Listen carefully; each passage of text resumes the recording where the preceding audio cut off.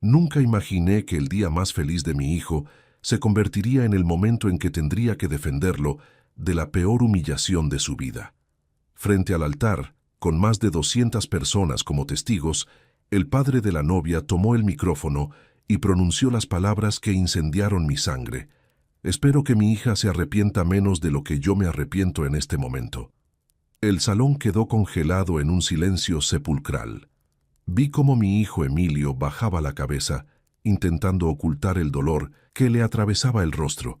Vi cómo sus manos temblaban mientras sostenía las de Lucía. Vi cómo todos los invitados intercambiaban miradas incómodas, sin saber si reír nerviosamente o mirar hacia otro lado. Y en ese instante, algo dentro de mí se rompió. Antes de continuar, quiero pedirte algo importante. Si te gustan este tipo de historias llenas de emoción y verdad, suscríbete a nuestro canal. Estamos a punto de alcanzar los 10,000 suscriptores y tu apoyo significa todo para nosotros.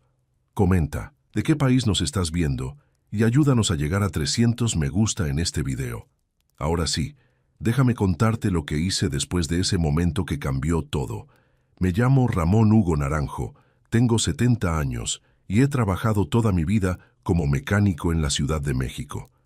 Mis manos están marcadas por el aceite de motor y las callosidades de 4 décadas de trabajo honesto.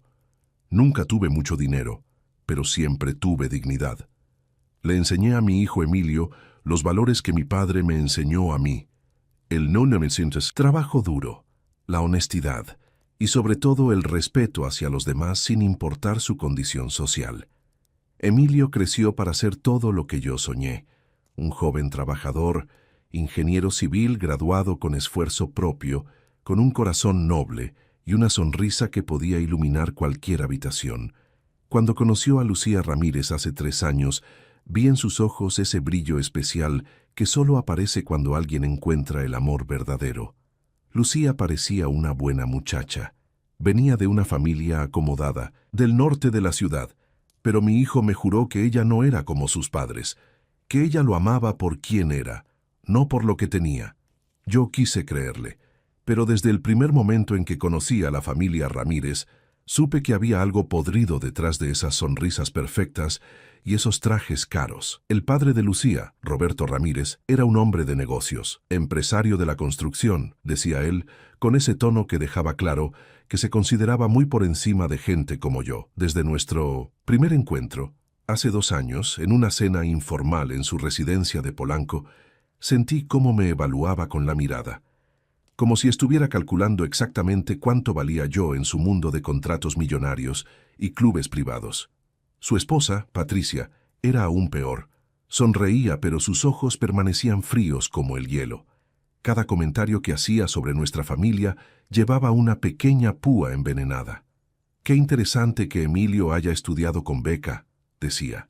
«Debe haber sido muy difícil para ustedes con los recursos limitados que tienen». Recursos limitados. Así nos llamaba. Como si la dignidad se midiera en pesos. Durante 2 años tragué mi orgullo. Durante 2 años escuché los comentarios sutiles, las miradas de superioridad, las sugerencias amables de que quizás Emilio debería buscar un trabajo mejor remunerado para estar a la altura de su futura esposa. Todo por amor a mi hijo.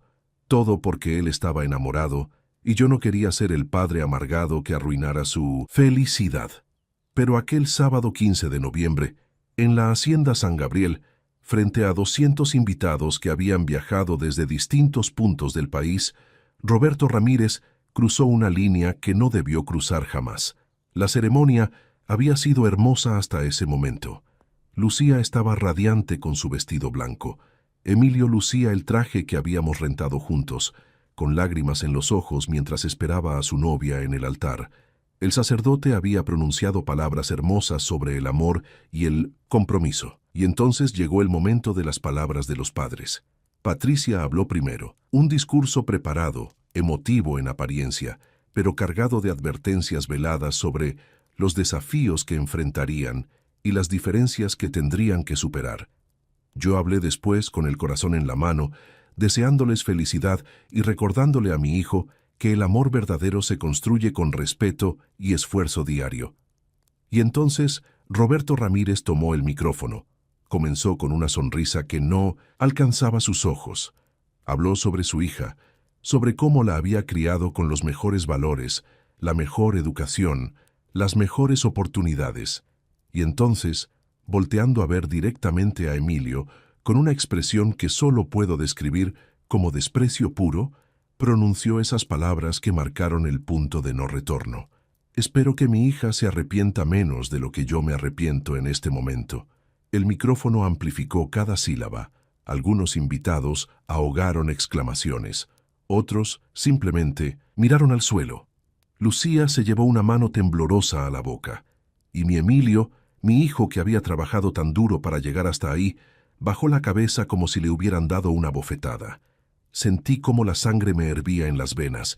Sentí cómo 70 años de paciencia y compostura se evaporaban en un instante. Me levanté de mi asiento en la primera fila y el sonido de la silla arrastrándose contra el suelo resonó en el silencio absoluto que había dejado la declaración de Roberto. Caminé hacia el altar con pasos firmes. Todos los ojos se clavaron en mí. Roberto Ramírez me miraba con una ceja levantada, casi divertido, como si yo fuera algún tipo de entretenimiento inesperado. Extendí mi mano. «El micrófono», dije con voz calmada pero firme. Y en ese momento, Roberto Ramírez no tenía idea de que lo que estaba por escuchar destruiría no solo esta boda, sino toda la imagen que había construido tan cuidadosamente durante décadas. Para entender lo que pasó después, necesitas conocer la historia completa. Necesitas saber quién es realmente mi hijo Emilio y por qué las palabras de Roberto Ramírez fueron mucho más que una simple ofensa. Emilio nació cuando yo tenía 35 años. Su madre, mi querida esposa Magdalena, murió cuando él apenas tenía 12 años. Un cáncer que se la llevó en 6 meses, dejándome solo para criar a nuestro hijo. Fueron años difíciles. Yo trabajaba desde las 6 de la mañana hasta las 8 de la noche en el taller mecánico y aún así apenas alcanzaba para pagar la renta, la comida y la escuela de Emilio. Pero nunca, ni un solo día, le faltó amor. Emilio era un niño brillante. Sus maestros siempre me decían que tenía un talento especial para las matemáticas y las ciencias. Cuando llegó el momento de la preparatoria, conseguimos una beca completa en un colegio privado gracias a sus calificaciones excepcionales. Ahí fue donde comenzó a ver un mundo diferente al nuestro. Estudiaba junto a hijos de empresarios, políticos, ya doctores. Volvía a casa con historias de sus compañeros que viajaban a Europa en vacaciones, que tenían 3 coches en su familia, que sus padres les compraban la última tecnología sin pensarlo 2 veces. Una noche, cuando tenía 16 años, me preguntó: «Papá, ¿por qué somos pobres?». Me dolió esa pregunta más de lo que puedo expresar, pero me senté con él en nuestra pequeña mesa de la cocina y le dije la verdad. «No somos pobres, hijo. Somos trabajadores. La pobreza está en el espíritu, no en la cuenta bancaria. Tenemos comida, tenemos un techo y sobre todo tenemos dignidad. Eso es algo que el dinero no puede comprar». Emilio absorbió esa lección. Cuando llegó a la universidad, volvió a conseguir una beca, esta vez para estudiar ingeniería civil en la UNAM. Trabajaba medio tiempo en las tardes, estudiaba en las noches y los fines de semana venía al taller a ayudarme. Nunca se quejó. Nunca pidió más de lo que yo podía dar. Se graduó con honores hace 5 años. Comenzó a trabajar en una firma mediana de construcción, ganando un sueldo modesto pero estable. Compartía un departamento pequeño con un compañero de la universidad en la colonia Roma. No era mucho, pero era suyo, ganado con su propio esfuerzo. Y entonces, hace 3 años, en un congreso de ingeniería en Guadalajara, conoció a Lucía Ramírez. Ella también era ingeniera, recién graduada de una universidad privada de prestigio. Trabajaba en la empresa de su padre, más por tradición familiar que por necesidad. Cuando Emilio me habló de ella por primera vez, noté algo en su voz que no había escuchado antes. Felicidad pura. «Es diferente, papá», me dijo. «No le importa que no tenga coche del año. No le importa que viva en un departamento rentado. Le gusta hablar conmigo por horas sobre proyectos, sobre sueños, sobre la vida». Quise creerle. De verdad quise creerle. La primera vez que Lucía vino a nuestra casa en Iztapalapa, se veía nerviosa pero sonriente. Comió los chilaquiles que preparé, me ayudó a lavar los platos y me contó sobre sus planes de especializarse en estructuras. Me cayó bien, sinceramente, parecía genuina. Pero cuando llegó el momento de conocer a sus padres, todo cambió. La cena informal en su residencia de Polanco fue todo menos informal. Era una declaración, una exhibición de poder y riqueza. La casa era 3 veces más grande que todo el edificio donde vivíamos nosotros.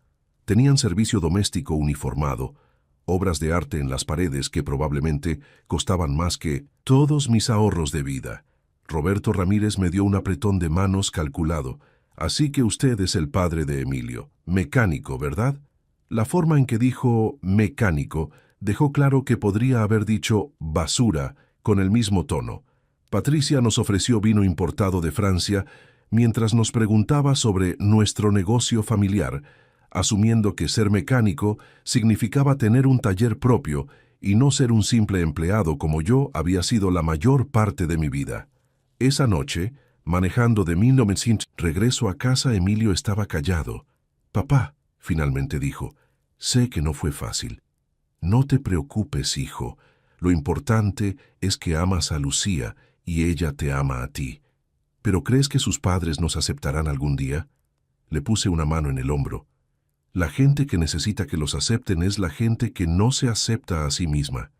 Nosotros sabemos quiénes somos. Pero en el fondo, ya tenía mis dudas. Ya había visto esa mirada en los ojos de Roberto Ramírez. Esa mirada que decía claramente que jamás consideraría suficientemente bueno a mi hijo para su hija. Y durante los siguientes 2 años, esas dudas solo se hicieron más fuertes. Los meses siguientes fueron una revelación dolorosa de cómo realmente pensaba la familia Ramírez sobre nosotros. Cada encuentro, cada celebración, cada evento familiar era una oportunidad para recordarnos sutilmente nuestro lugar en su mundo. En la cena de Navidad de hace 2 años, Patricia comentó frente a todos los invitados: «Qué lindo que Emilio haya podido venir directamente del trabajo. No te preocupes por la ropa, querido. Aquí somos muy informales en Navidad». Emilio llevaba su mejor traje, el mismo que usaba para presentaciones importantes en su trabajo. Miré alrededor y todos los demás hombres vestían trajes que fácilmente costaban 3 veces más. En el cumpleaños de Roberto, hace 1 año y medio, él pasó toda la velada presentando a Emilio como el novio de Lucía, trabaja en construcción. Nunca mencionó que era ingeniero. Nunca mencionó sus logros académicos. Solo trabaja en construcción, como si fuera un albañil. No que hubiera algo malo en ser albañil, pero la intención era clara: disminuirlo. Pero el momento que realmente me abrió los ojos sucedió hace 1 año, durante una comida familiar en la que se discutía la boda. Patricia había preparado una presentación en PowerPoint. Sí, una presentación con diapositivas para planear una boda, con presupuestos, venues, listas de invitados proyectadas en una pantalla en su comedor. «Hemos reservado provisionalmente la Hacienda San Gabriel», anunció con entusiasmo. «Es uno de los lugares más exclusivos. La inversión inicial es de 800,000 pesos, pero vale cada centavo». Vi cómo Emilio se ponía pálido. 800,000 pesos era más de lo que ganaba en 2 años. «Nosotros nos encargaremos de todo, por supuesto», continuó Patricia con una sonrisa que no alcanzaba sus ojos. «Sabemos que para ustedes sería complicado contribuir de manera significativa». Roberto asintió bebiendo su whisky. «Considerémoslo nuestro regalo para los novios. Total, una boda solo se hace una vez. Bueno», agregó con una risa forzada, «esperemos que solo una vez». Lucía intervino. «Mamá, papá, Emilio y yo hemos hablado. Quizás algo más sencillo, más íntimo». «Tonterías», interrumpió Roberto. «Los Ramírez no hacen bodas sencillas. ¿Qué van a pensar nuestros socios, nuestros amigos? No, esto se hará como corresponde a nuestra familia».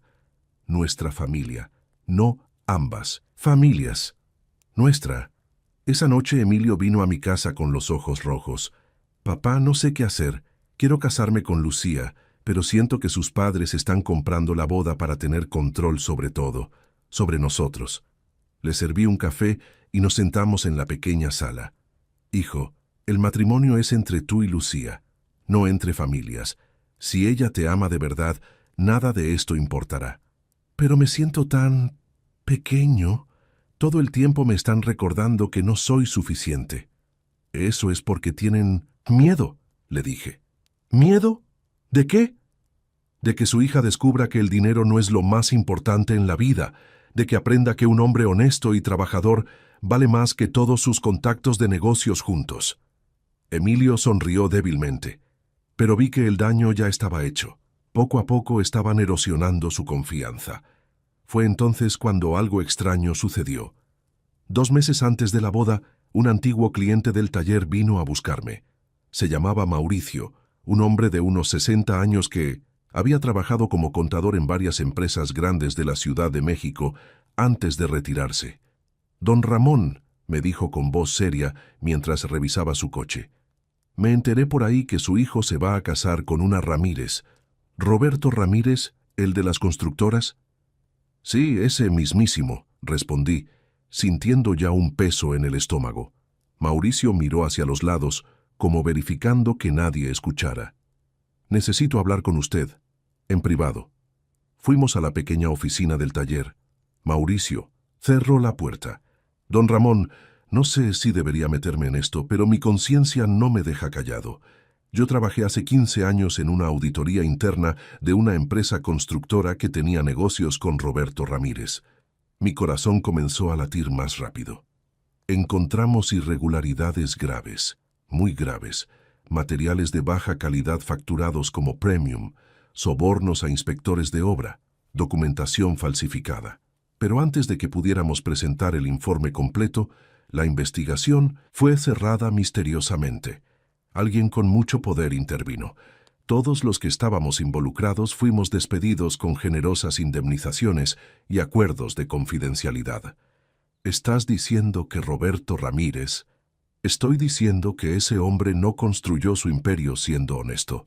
Mauricio me miró fijamente. Y estoy diciendo que uno de los edificios que colapsó en el terremoto del 2017, ese donde murieron 17 personas, fue construido con materiales que él proveyó. Sentí como si me hubieran golpeado en el estómago. ¿Tienes pruebas? Guardé copias. Sé que no debí, pero algo me decía que algún día serían importantes. Facturas, correos electrónicos, reportes, todo está guardado en una memoria USB que he mantenido escondida todos estos años.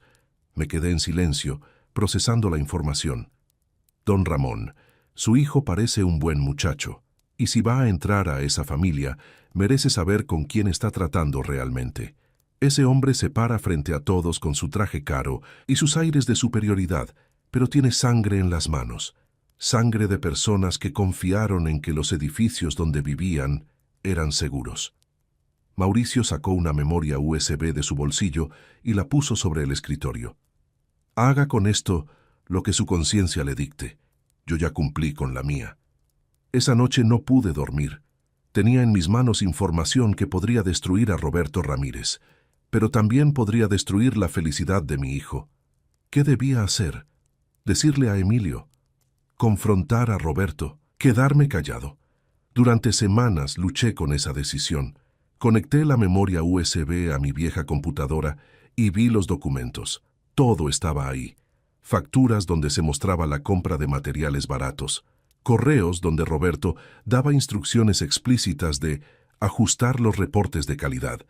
Fotografías de estructuras mal construidas. Y lo peor de todo, un informe preliminar que vinculaba sus materiales defectuosos con el edificio colapsado en la colonia Roma durante el terremoto.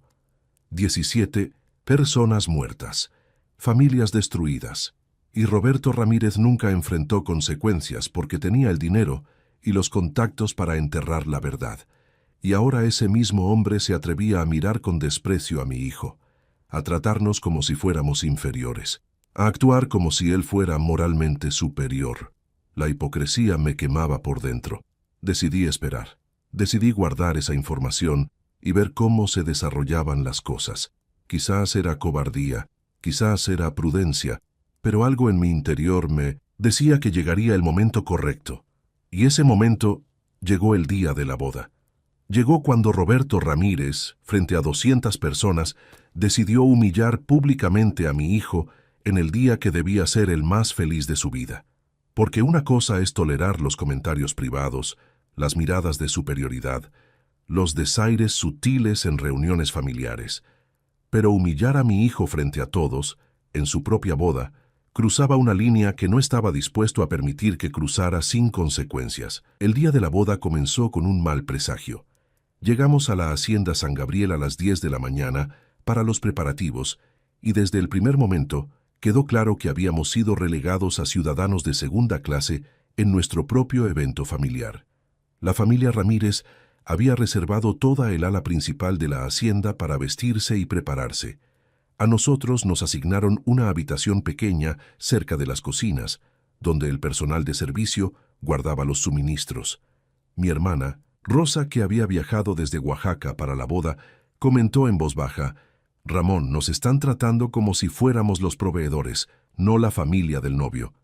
Tenía razón, pero le pedí que mantuviera la compostura. Hoy es el día de Emilio, no vamos a arruinarlo con confrontaciones. A mediodía, cuando Emilio estaba terminando de arreglarse, Patricia entró sin tocar a nuestro pequeño vestidor. Ni siquiera nos miró, se dirigió directamente a mi hijo. «Emilio, querido, necesito que hagas algo por mí», dijo con esa voz melosa que usaba cuando quería manipular. «Durante la ceremonia, cuando llegue el momento de las fotografías familiares, sería mejor que tu lado de la familia se mantenga discreto. Tenemos muchos invitados importantes y el fotógrafo principal debe enfocarse en capturar los momentos clave». Emilio parpadeó confundido. «¿Discreto? No entiendo. Son las fotos familiares. Lo que quiero decir», Patricia suspiró como si le estuviera explicando algo obvio a un niño, «es que las fotos principales serán de nuestra familia con Lucía. Las fotos con tu familia pueden tomarse después, más informales, menos centrales». La sangre me hirvió. «Señora Patricia», dije controlando mi voz, «entiendo que ustedes hayan pagado la boda, pero este es el matrimonio de nuestros hijos. Ambos. Mi familia tiene el mismo derecho». «Ay, don Ramón», me interrumpió con una sonrisa condescendiente, «no se ponga susceptible. Es solo una cuestión de logística. Ustedes entienden, ¿verdad? Estas cosas funcionan de cierta manera en eventos de este nivel. Eventos de este nivel, como si nunca hubiéramos asistido a una boda antes». Antes de que pudiera responder, Patricia ya se había retirado, dejando atrás un rastro de perfume caro y amargura. Emilio se dejó caer en una silla derrotado. «Papá, lo siento. No sé por qué mi suegra...». «No es tu suegra todavía», le recordé, «y no tienes que disculparte por la falta de clase de otras personas». Pero vi en sus ojos que algo se había roto. El entusiasmo, la alegría que debería iluminar el rostro de un novio en su día especial, estaban siendo apagados sistemáticamente por la familia Ramírez. La ceremonia comenzó a las 4 de la tarde. La hacienda lucía espectacular, no podía negarlo. Flores blancas por todos lados, una decoración que probablemente costó más que mi salario anual, música en vivo, todo perfectamente coordinado. Los invitados llegaban en coches de lujo, empresarios, políticos locales, gente con apellidos que salían en las revistas de sociales. Del lado de los Ramírez, todos vestían trajes y vestidos de diseñador. Del lado de los Naranjo, estábamos mi hermana Rosa, mis 3 primos de Puebla, algunos amigos de Emilio de la universidad y yo. En total, quizás 20 personas frente a las más de 150 que habían invitado los Ramírez. Nos sentaron del lado izquierdo, tradicional para la familia del novio, pero no pude evitar notar cómo las primeras filas estaban llenas de invitados VIP de los Ramírez que por error habían sido sentados de nuestro lado, empujándonos hacia atrás. Mi hermana Rosa susurró: «Ramón, nos pusieron en la fila 8. La familia directa debería estar en la primera fila». «Lo sé», murmuré, apretando los dientes. Entonces comenzó la ceremonia. Lucía entró del brazo de Roberto, quien caminaba con una sonrisa de triunfo que me hizo hervir la sangre. Lucía se veía hermosa, eso era innegable. Y cuando llegó al altar y tomó las manos de Emilio, vi un momento genuino de amor, entre ellos que me recordó por qué había aguantado tanto. El sacerdote pronunció las palabras tradicionales sobre el matrimonio, sobre el amor, sobre la unión de dos familias. Cada vez que decía «dos familias», vi cómo Roberto rodaba los ojos sutilmente. Llegó el momento de los votos. Emilio habló primero, con voz emocionada, prometiendo amar y cuidar a Lucía todos los días de su vida. Varias personas se secaban las lágrimas. Incluso Patricia tenía los ojos húmedos. Lucía respondió con sus propios votos, hermosos y sinceros. Por un momento pensé que tal vez todo saldría bien, que el amor triunfaría sobre el clasismo y los prejuicios. ¡Qué ingenuo fui! Después del intercambio de anillos, el sacerdote anunció, y ahora los padres de los novios quisieran decir algunas palabras. Patricia se levantó primero. Su discurso fue perfectamente ensayado, cargado de frases sobre los desafíos del matrimonio y la importancia de mantener los valores familiares. Todo sonaba bonito en la superficie, pero cada frase llevaba una advertencia velada sobre las diferencias que la pareja tendría que superar con madurez. Luego me tocó a mí. Caminé al altar con el corazón lleno.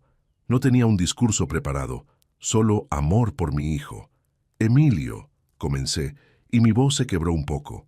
Desde el día que naciste, has sido mi mayor orgullo. Te vi crecer sin tu madre, te vi luchar, te vi triunfar con tu propio esfuerzo.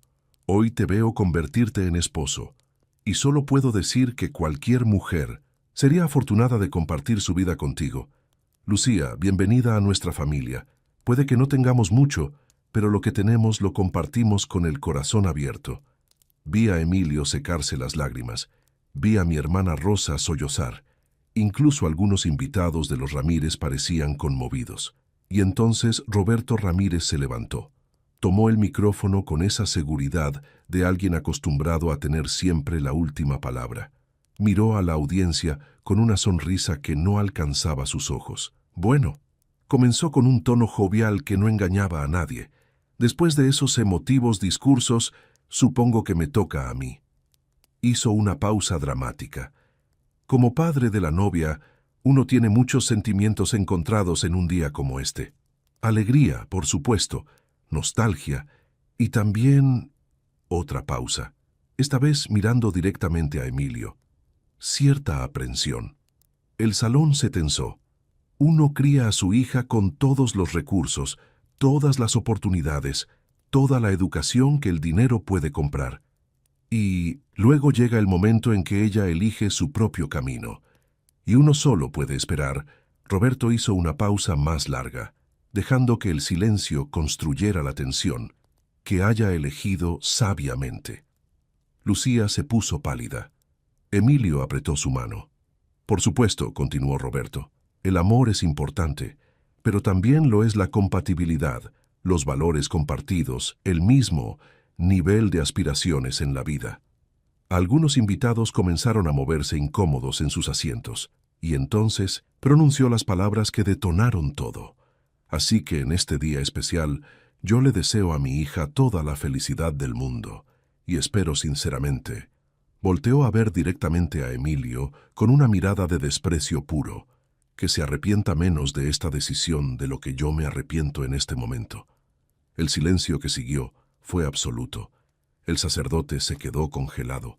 Los invitados contuvieron el aliento. Lucía se llevó la mano a la boca, horrorizada. Y mi hijo, mi Emilio, el hombre que había trabajado tan duro, que había amado tan sinceramente, bajó la cabeza como si le hubieran dado una bofetada. Algo dentro de mí explotó. 70 años de paciencia, 2 años de aguantar humillaciones, meses de morderme la lengua por amor a mi hijo. Todo se evaporó en un instante. Me levanté de mi asiento. El sonido de la silla arrastrándose resonó en el silencio sepulcral. Todos los ojos se voltearon hacia mí. Caminé hacia el altar con pasos firmes, sosteniendo la mirada de Roberto Ramírez, quien me observaba con una ceja levantada y una sonrisa arrogante, como si mi reacción fuera algún tipo de entretenimiento pintoresco. «El micrófono», dije con voz firme pero controlada cuando llegué frente a él. Roberto me miró de arriba a abajo, sin moverse. «¿Disculpa?» «El micrófono», repetí, extendiendo mi mano. Creo que aún no has terminado de hablar de arrepentimientos, y yo tengo algunos que compartir también. Vi un destello de preocupación cruzar su rostro, rápido como un relámpago, antes de que recompusiera su máscara de superioridad. Me entregó el micrófono con una sonrisa condescendiente. «Por favor, don Ramón, el escenario es tuyo». Tomé el micrófono y me volteé hacia los 200 invitados. Mi corazón latía con fuerza, pero mi mente estaba cristalina. Pensé en mi hijo con la cabeza baja, pensé en Magdalena, mi esposa fallecida, que me había enseñado que la dignidad no se negocia. Pensé en las 17 personas muertas en ese edificio colapsado, y pensé en la memoria USB que había guardado en el bolsillo interno de mi saco esa mañana. «Señoras y señores», comencé, y mi voz salió más firme de lo que esperaba. «Quiero agradecerles por acompañarnos en este día tan especial. Un día que, como bien dijo el señor Ramírez, está lleno de sentimientos encontrados». Roberto cruzó los brazos, esperando que yo hiciera el ridículo. «Durante 2 años», continué, «he escuchado comentarios sobre mi familia, sobre nuestros recursos limitados, sobre nuestro nivel, sobre cómo mi hijo, un ingeniero civil graduado con honores, que ha trabajado desde los 16 años para pagarse sus estudios, que nunca le ha pedido nada a nadie, de alguna manera no es suficientemente bueno». El salón estaba en silencio absoluto. Todos escuchaban, y me he quedado callado, por amor a mi hijo, porque pensé que la familia de Lucía eventualmente vería lo que yo veo, un hombre honorable, trabajador, íntegro. Miré directamente a Roberto. Pero hoy, el señor Roberto Ramírez decidió cruzar una línea, decidió humillar públicamente a mi hijo en su propia boda. Así que creo que es momento de hablar sobre arrepentimientos reales. Roberto palideció ligeramente. «Don Ramón, no creo que este sea el momento». «Oh, creo que es exactamente el momento», lo interrumpí. «Porque verán, hace 2 meses alguien vino a verme. Alguien que trabajó hace 15 años en una auditoría de una empresa constructora. Una auditoría que investigaba irregularidades graves». Vi cómo Roberto se farenzaba completamente. Irregularidades relacionadas con una empresa proveedora de materiales de construcción, una empresa propiedad de Roberto Ramírez. Patricia se levantó de su asiento. «¿Qué estás insinuando?» «No estoy insinuando nada, señora», respondí calmadamente. «Estoy a punto de decir las cosas muy claramente». Saqué la memoria USB de mi bolsillo y la sostuve en alto para que todos pudieran verla. En esta pequeña memoria están guardados 15 años de secretos, facturas que muestran cómo materiales de baja calidad fueron facturados como premium, correos electrónicos con instrucciones explícitas de ajustar reportes de calidad, sobornos documentados a inspectores de obras, y lo más importante, hice una pausa, dejando que el peso del momento se sintiera. Documentación que vincula los materiales defectuosos provistos por la empresa del señor Ramírez con el edificio que colapsó en la colonia Roma durante el terremoto de 2017. Ese edificio donde murieron 17 personas. El salón explotó en murmullos. Algunos invitados se pusieron de pie. Patricia se había puesto blanca como el papel. Lucía miraba a su padre con expresión de horror. Y Roberto Ramírez, el hombre que había caminado con tanta arrogancia minutos antes, parecía haber envejecido 10 años en un instante. Eso es una mentira», balbuceó. «Una calumnia absoluta. Te voy a demandar por difamación». «¿Difamación?», repetí con calma. «La difamación es cuando algo es falso, señor Ramírez. Y todo lo que tengo aquí está perfectamente documentado. Facturas con su firma, correos de su cuenta de email corporativo, reportes internos que usted personalmente ordenó modificar». Me acerqué un paso hacia él. «Así que dígame, señor Ramírez, ¿quién debería arrepentirse más? ¿Mi hijo, que ha construido su vida con trabajo honesto? ¿O usted, que construyó su imperio sobre cimientos de corrupción y que tiene la sangre de 17 personas en sus manos?» El silencio era ensordecedor. Roberto abrió la boca, pero no salió ningún sonido. Sus ojos iban de la memoria USB a los rostros horrorizados de sus invitados, empresarios con los que hacía negocios, políticos que lo apoyaban, socios comerciales, todos mirándolo con una mezcla de shock y repulsión. Patricia corrió hacia él. «Roberto, di algo, diles que no es verdad». Pero Roberto no podía hablar, porque sabía que era verdad, y sabía que yo tenía las pruebas. Lucía soltó la mano de Emilio y caminó hacia su padre, con lágrimas, corriendo por su rostro. «Papá, ¿es verdad? ¿Es verdad lo que está diciendo?» Y en ese momento vi algo en Roberto Ramírez que nunca había visto antes. Miedo. Miedo puro y absoluto de que su mundo perfectamente construido, su imagen cuidadosamente cultivada, su imperio de mentiras, estaba a punto de derrumbarse exactamente como ese edificio que él ayudó a destruir con su avaricia. Sostuve el micrófono un momento más, mirando a todos los presentes. «Señoras y señores, no vine aquí hoy a arruinar una boda. Vine a celebrar el amor de mi hijo, pero no voy a permitir que nadie, absolutamente nadie, lo humille y lo trate como inferior, especialmente no alguien que ha pasado su vida entera siendo profundamente deshonesto». Le devolví el micrófono a Roberto, quien lo tomó con manos temblorosas, y entonces me dirigí a mi hijo.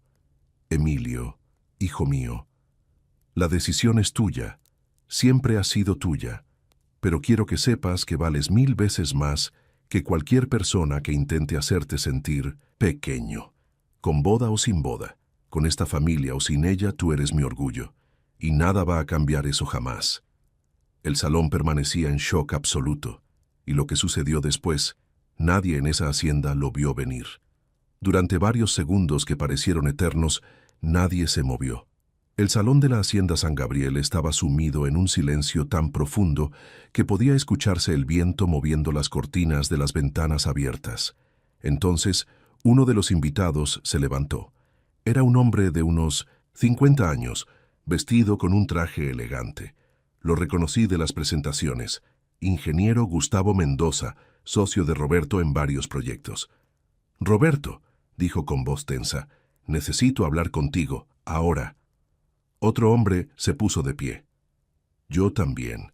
Si hay algo de verdad en lo que este señor acaba de decir, tenemos que hablar sobre los proyectos que tenemos en curso». Y como fichas de dominó, varios empresarios más comenzaron a levantarse, todos con expresiones que iban desde la preocupación hasta la ira absoluta. Patricia intentó tomar control de la situación. «Por favor, todos, esto es un malentendido terrible. Un mecánico resentido intentando arruinar el día de nuestra hija con mentiras». «¿Mentiras?». La voz vino de atrás del salón. Una mujer de unos 60 años se había puesto de pie, con lágrimas corriendo por su rostro. «¿Mentiras? Mi hijo murió en ese edificio de la colonia Roma. Tenía 26 años. Acababa de mudarse ahí porque le dijeron que era una construcción de calidad segura moderna». El salón se quedó congelado. La mujer caminó por el pasillo central, su voz quebrándose. «Después del terremoto, nos dijeron que fue un acto de Dios, que nadie tenía la culpa, pero yo siempre supe que algo no estaba bien. Los otros edificios de la cuadra resistieron. Solo ese colapsó completamente». Miró directamente a Roberto con una mezcla de dolor y furia. «Yo soy Dolores Fuentes.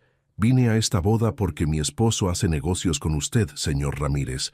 Pero si lo que este hombre dice es verdad, si usted tuvo algo que ver con la muerte de mi hijo».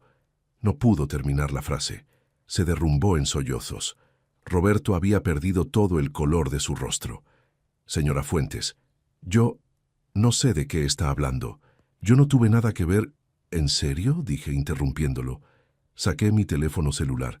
Durante semanas había fotografiado cada documento de esa memoria USB, preparándome para este momento sin saber si realmente llegaría. «Tengo aquí un correo, sea electrónico, fechado el 12 de marzo de 2016. Es suyo, señor Ramírez. Dice textualmente: procedan con el acero de segunda calidad para el proyecto Roma Norte. Los márgenes del contrato no justifican el gasto adicional. Ajusten los reportes como es usual». Proyecté la imagen en mi teléfono hacia los invitados más cercanos. Varios se acercaron para ver, sus expresiones cambiando de escepticismo a horror. «Proyecto Roma Norte», repetí. Ese es el nombre interno que su empresa usaba para el edificio que colapsó. Roberto retrocedió un paso como si lo hubieran golpeado físicamente. Tú no tienes derecho. Eso es información privada. Información privada que cuesta vidas, respondí con firmeza. 17 vidas, para ser exactos. Lucía se tambaleó. Emilio la sostuvo, pero ella se apartó suavemente y caminó hacia su padre con pasos lentos, como si estuviera en trance. Papá. Su voz era apenas un susurro. Dime que no es verdad. Dime que no hiciste eso. Dime que no causaste la muerte de toda esa gente por dinero. Roberto extendió las manos hacia ella. Hija, es más complicado que eso. En la industria de la construcción hay muchos factores, muchas variables. No se puede culpar a una sola persona. Responde la pregunta. El grito de Lucía resonó en todo el salón. Nunca había escuchado tanta angustia en una voz. ¿Lo hiciste o no? Roberto abrió la boca, pero las palabras no salieron, y en su silencio estaba la confesión más clara de todas. Lucía se llevó las manos al rostro y comenzó a sollozar. Emilio se acercó a ella, pero ella levantó una mano para detenerlo. No, no ahora. Necesito estar sola. Salió corriendo del salón, su vestido de novia arrastrándose por el suelo. Varias damas de honor corrieron detrás de ella. Patricia se volvió hacia mí con una furia que quemaba. ¿Estás feliz? ¿Arruinaste la boda de tu propio hijo? ¿Para qué? ¿Para vengarte porque nos sentimos superiores a ustedes? No, señora, respondí con calma, aunque mi corazón latía con fuerza. No arruiné nada. Su esposo lo hizo hace 15 años cuando decidió que las vidas humanas valían menos que sus márgenes de ganancia. Yo solo me aseguré de que finalmente enfrentara las consecuencias. Uno de los empresarios que se había levantado antes habló nuevamente. Roberto, voy a necesitar que me entregues toda la documentación de los materiales usados en nuestros proyectos conjuntos, y voy a contratar auditores independientes. Si encuentro algo irregular, voy a las autoridades. Yo también, dijo otro. Y yo, agregó un tercero. Como una avalancha, los socios y contactos de negocios de Roberto comenzaban a distanciarse, protegiéndose de la radioactividad de su escándalo inminente. Roberto miró alrededor viendo cómo su mundo se desmoronaba. Ustedes no entienden. Así funciona la industria. Todos cortan esquinas. Todos ajustan números. No soy el único. Pero fuiste tú quien nos llamó inferiores, dije en voz baja pero clara. Fuiste tú quien humilló a mi hijo. Fuiste tú quien actuó como si tu dinero te hiciera mejor persona, y resulta que ese dinero está manchado de sangre. Me acerqué a él, sosteniéndole la mirada. Durante 2 años, aguanté tus desprecios, tus comentarios, tus miradas de superioridad. Todo porque creí que mi hijo amaba a tu hija y que el amor era suficiente. Pero hoy, cuando decidiste humillarlo públicamente en el día de su boda, me demostraste que nunca ibas a respetar a mi familia. Así que decidí mostrarte quién realmente debería sentir vergüenza. Roberto me miró con un odio puro. Me vas a pagar por esto. Te voy a destruir legalmente. Te voy a... ¿Destruirme? Solté una risa amarga. Señor Ramírez, yo no tengo nada que perder.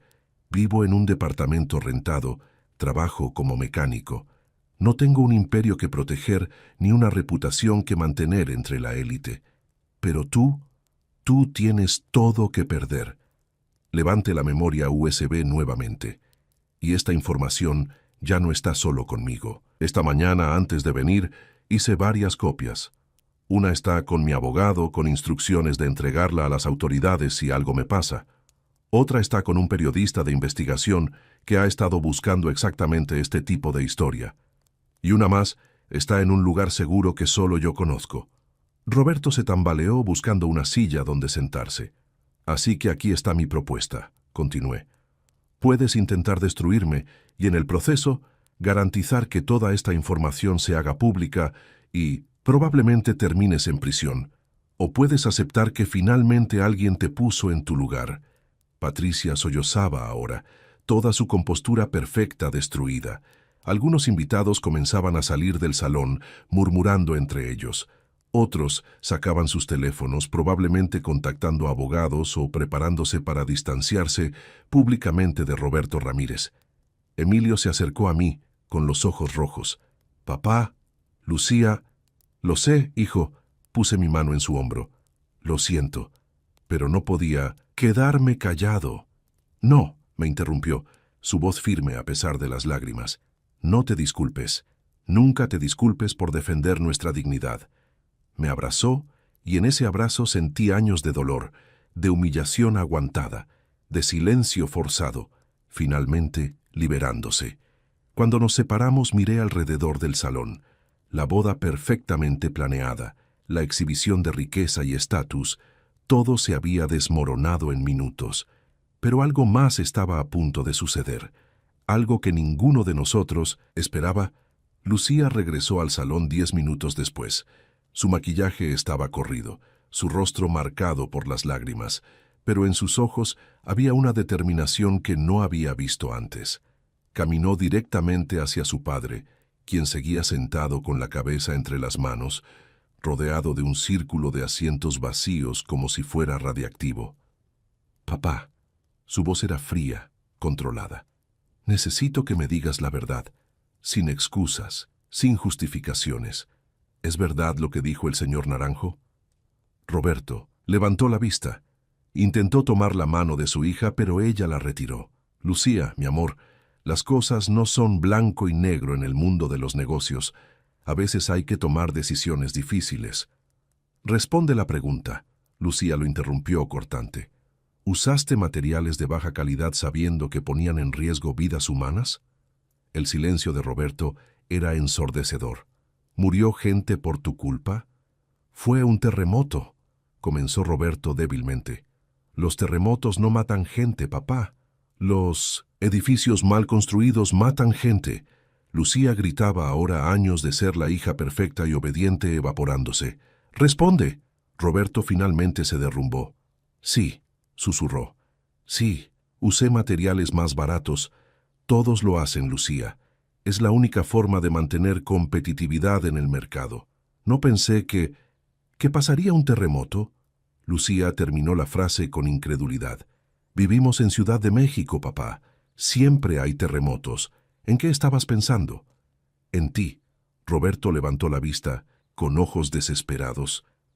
«En darte la mejor vida, en pagar tu universidad privada, tus viajes a Europa, esta boda. Todo requiere dinero, hija. Todo tiene un costo». Lucía retrocedió como si la hubieran abofeteado. «No, no me hagas responsable de tus decisiones. Yo nunca te pedí que mataras gente para pagarme una universidad». Se volteó y caminó hacia donde estaba la señora Fuentes, quien permanecía sentada, llorando en silencio. «Señora», Lucía se arrodilló frente a ella, su vestido de novia, esparciéndose por el suelo. «No tengo palabras para expresar cuánto lo siento. Mi padre, lo que hizo es imperdonable. Su hijo, él no merecía morir por la avaricia de mi familia». Dolores Fuentes miró a la joven novia con sorpresa y luego, lentamente, puso una mano temblorosa sobre la cabeza de Lucía. «Hija, tú no tienes la culpa de los pecados de tu padre.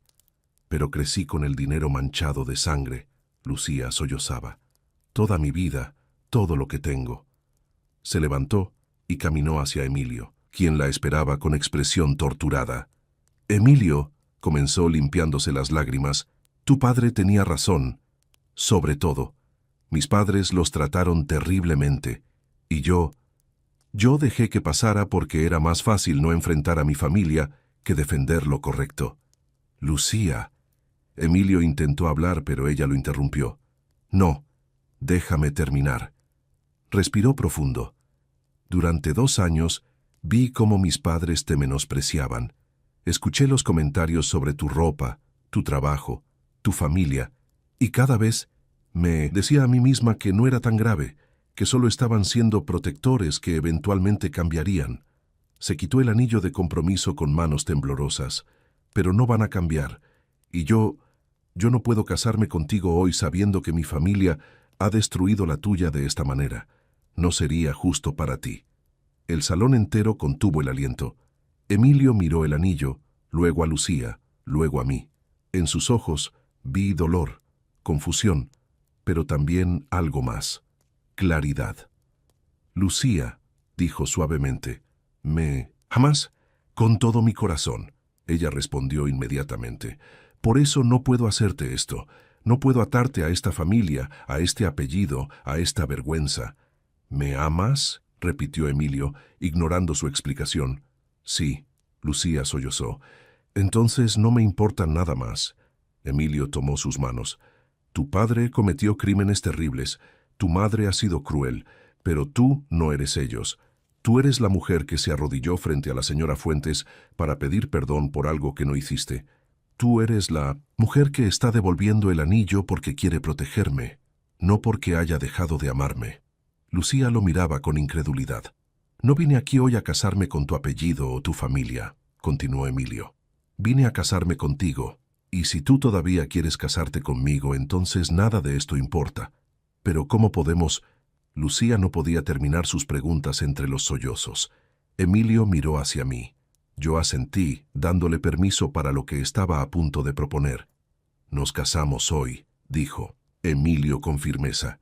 Pero no con esta boda, no con esta ostentación pagada con dinero manchado. Nos casamos en la capilla del pueblo, con el sacerdote local, solo con la gente que realmente nos ama y nos respeta. Se volvió hacia Roberto y Patricia. Y sus padres pueden venir si prometen respetar a mi familia, o pueden quedarse aquí con todos sus invitados importantes y su reputación destruida. La elección es suya. Roberto se puso de pie tambaleándose. Emilio, no puedes hablarme así. Yo pagué por todo esto. Y ahí está el problema, intervine yo, caminando hacia ellos. Creíste que pagar por la boda te daba derecho a humillar a mi hijo. Pero el respeto no se compra, señor Ramírez, se gana. Y usted nunca se lo ganó. Miré a Lucía y a Emilio. Hijos, si deciden casarse hoy o cualquier otro día, tienen mi bendición. Pero que sea una boda construida sobre amor y respeto, no sobre dinero y apariencias. Lucía miró a sus padres, luego a Emilio, luego a mí. Lentamente, una sonrisa comenzó a formarse en su rostro manchado de lágrimas. Vámonos, dijo. Vámonos de aquí ahora mismo. Y así, la novia tomó la mano del novio, y juntos comenzaron a caminar hacia la salida del salón, dejando atrás la boda de ensueño de 200 invitados. Los seguí junto con mi hermana Rosa y los amigos verdaderos de Emilio. Detrás de nosotros, escuché a Patricia gritar, «Lucía, no puedes irte. ¿Qué van a pensar la gente?» Pero Lucía no se detuvo, porque finalmente había aprendido la lección más importante, que la dignidad vale más que cualquier opinión ajena. 3 horas después, en la pequeña capilla del pueblo de San Miguel, a 30 kilómetros de la hacienda, mi hijo se casó con el amor de su vida. No hubo flores importadas ni decoraciones de miles de pesos, solo veladoras encendidas por la gente del pueblo y algunas flores silvestres que mi hermana Rosa y las amigas de Emilio recogieron del jardín de la capilla. No había 200 invitados, solo 20 personas que realmente amaban a la pareja. Lucía se había cambiado el elaborado vestido de diseñador por un vestido blanco sencillo que le prestó la esposa del sacerdote.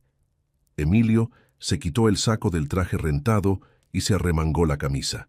Se veían perfectos. El padre Miguel, el anciano sacerdote del pueblo que había bautizado a Emilio cuando era bebé, ofició la ceremonia con palabras simples pero profundas sobre el verdadero significado del matrimonio: el respeto, la honestidad, el amor incondicional. Cuando se besaron como esposos, todos lloramos, pero esta vez eran lágrimas de verdadera alegría. Afuera de la capilla, compartimos tamales y atole que prepararon las señoras del pueblo cuando se enteraron de lo que había pasado. Reímos, bailamos al son de una guitarra que tocaba Don Chuy, el vecino de mi edificio, y celebramos de la forma más auténtica posible. Lucía se acercó a mí al caer la tarde, mientras el sol pintaba el cielo de naranja y rosa. «Don Ramón», dijo con voz suave, «gracias por defender a Emilio. Y gracias por hacer lo que yo debía haber hecho hace mucho tiempo, poner a mi padre en su lugar».